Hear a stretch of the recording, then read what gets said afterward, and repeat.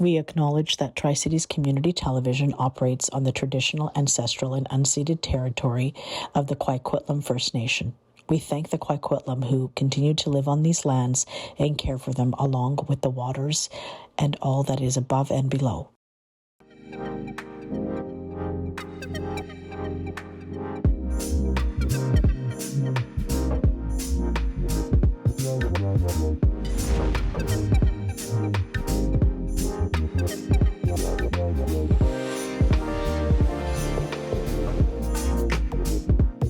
Welcome to Tri-Cities Community Television. I'm Cathy, your host, and today we are at the Poirier Library, and we'd like to thank the library for donating their space to us. We continue our series from the election that's coming up on October 17th, and with us in the studio up for re-election, I like to call her Samantha, but her full name is... Hi, Cathy. I'm Samantha Agtarap. Thank you so much for being here, and I think it's the first time I've interviewed you. I think so, yeah. Yeah, I don't think that I have. So you're running for re-election. Yes. Tell us why. I love Port Moody. I mean, I'm sure all the candidates do, but I don't feel like the work and what I have to give I have more to give, and the work isn't quite done yet. Mm-hmm. Not that it will ever be done. Right. It's always an work in progress. Yeah, absolutely. What's one issue that you believe matters most to Port Moody residents? I think traffic.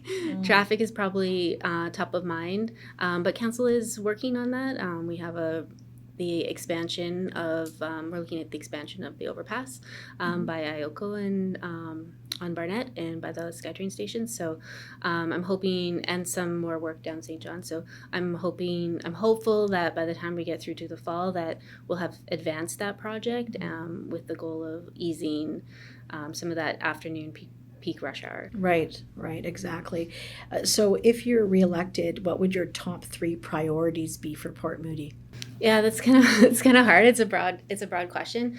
But for me, it's not necessarily specific items like traffic or parks. It's more about the overall vision of our community, and for me, that's making it livable, making life for residents a little bit better each day, or as we go through the years. And that can take many forms, so investing in parks, investing in our recreation, like completing Kyle Center would be huge for me. I would love to see that project completed in the next term.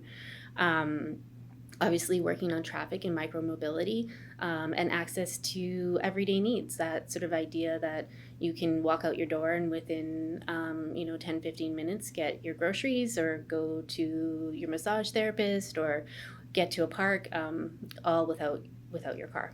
Mm-hmm, mm-hmm. And so what would success look like? You talked about Kyle Center. You'd love for that to be completed in the next term. What other larger projects are you guys working on? That would be huge. Also, the St. John Street, the work for the overpass and the rest of St. John Street, that would be also, I think, for me, a definition of success, and continuing the implementation of our parkland strategy. Mm-hmm. Fantastic. Housing is a major concern, as we know, Samantha. How do we balance growth and affordability and also protect Port Moody's character? Mm-hmm. Yeah, the government, the provincial government threw a few curveballs at us last term, and so we're doing our best to adapt. I think continuing with the urban forestry management strategy and our tree canopy goals play a big role in that, and looking at where it's smart to build. And for me, smart growth or sustainable development has always been centered around our existing SkyTrain stations on existing properties that are not a lot of trees. So we're doing that sort of infill development. I know there's a lot of debate about the building form and how high things are. Mm-hmm. Obviously, the market is changing, but in terms of how to get affordable housing, we really need the partnership of the federal and provincial government. Right. They used to build the federal government had a program for community housing or co-op housing, but 40 years ago that kind of declined, and they have never reinvested in that same way, and we really need that. And if I could say one more thing, I think there's a huge opportunity as the market slows down and If there's opportunity where there's developers that aren't able to complete their project, I think that's an opportunity for the province to step in and consider buying those projects for the purposes of affordable housing. What are your thoughts on density development and the infrastructure with keeping with the pace of growth?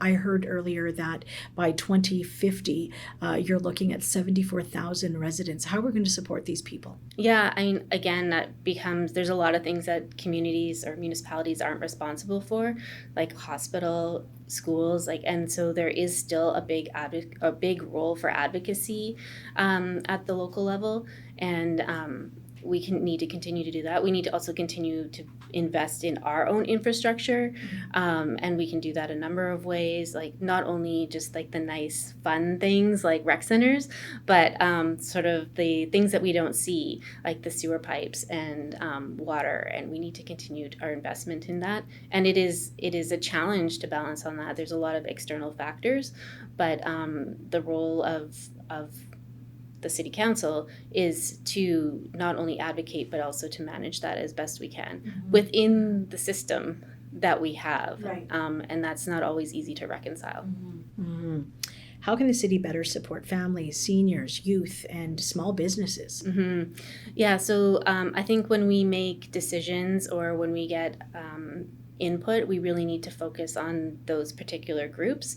A lot of consultation is just done broadly. It's an open invitation to whoever has time, but we know that busy parents don't necessarily have time to come down to city council and tell us or participate in person. There's online opportunities, and then same for seniors if there's mobilities. I think we need to focus our engagement activities around that, and Vienna has a really interesting model where they actually do different activities for different groups, and at the end of the day, if you've designed a city that's safe for children or like engaging for children and suits children and seniors, you've covered everybody in between.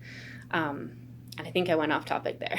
Yeah, no. You talked about Vienna and kids and seniors, and you've covered everything in between. So that's your point. Yeah, and I think we have the family-friendly housing policy, and we need to continue to monitor that and compare that to our demographics, and it'll be interesting to see when the census stats come out next year. Yeah, exactly.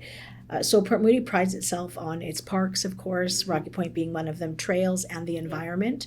How would you protect and enhance these community assets?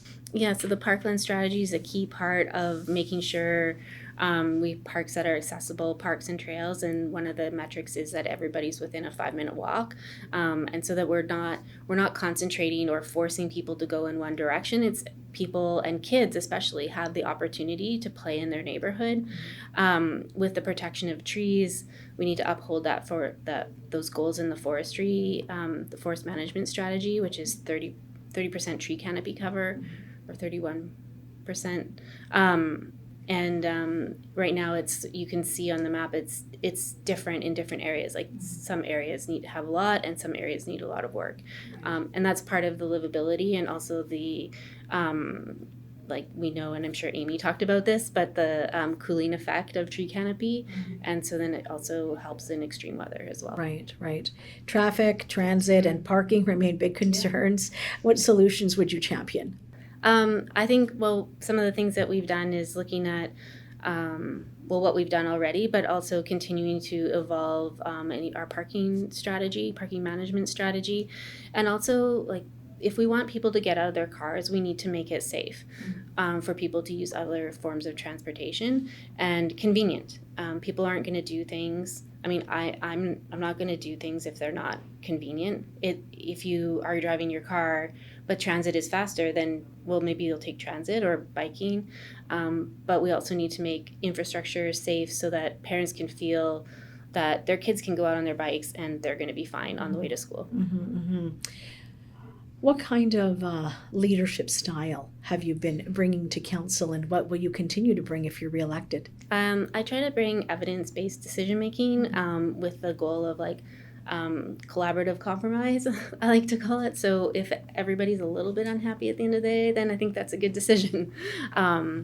It's really, I really like to focus on the facts and the data and how that, and obviously those are open to can be open to interpretations and people can view them with different lens. But at the end of the day, it's about hearing perspectives and then reflecting back on where we are and where we want to go. Sometimes residents feel disconnected from municipal politics. How would you improve transparency and public engagement? I think there's other ways we can, we have some limitations on public hearings now, thanks to the province. But I think there's other ways that we can engage, like citizens assembly is sort of a newer thing. SFU was doing some work. I'd read the Burnaby Citizens Assembly. Yeah, right? Yes, yeah. Okay. And then SFU did some work on called Rehabilitate the Public Hearing. I think there's lessons to be learned from there. And then also taking from the Vienna model of how we engage and where we engage people, sort of meet them where they're at. Not everybody can come down Tuesdays at 7 p.m. Right, yeah, exactly. What's a misconception that people might have about municipal government? That we have more control than we do. Our primary revenue sources are taxation, property taxation. Utilities pay for themselves. But, and especially in Port Moody, we have some serious constraints. The hospital doesn't pay property tax. Pay school tax, but not property tax. The port, there's certain port properties that are capped. Utilities have tax caps. We don't have casino revenue, which most people probably know about me that I've been kind of going at. So those are, when it boils down to it, we're really limited in our ability to generate revenue, and that hinders our ability to do things sometimes. And we're a small city, right? Exactly. What's something that people don't know about you? I don't know. I'm an engineer. Okay. I don't know. That's the first thing. I'm a mom, an engineer. My family owns a business. I think most people know that I bike a lot, but yeah. What is one thing about Port Moody? I know it's hard to pick one. What's one thing that you absolutely love about Port Moody? Well, I can tell you why we moved there. It was for the trees and the proximity to the ocean. I grew up on the island, and when I moved to the Lower Mainland, it was in Vancouver. And the area that we lived in had trees. I was missing the ocean. Okay. And so that was the main driver, being close to the ocean. So in 1 minute, why should residents vote for you, Samantha? I'm terrible at promoting myself, but I've always tried to look at things with sort of an empty cup, so I'm here to learn, and also I do my research, and I'm committed to doing the work, and that sometimes that means reading a lot of things and doing additional background research, but I'm committed to making the best decision based on the information that's available to us and my knowledge as an engineer.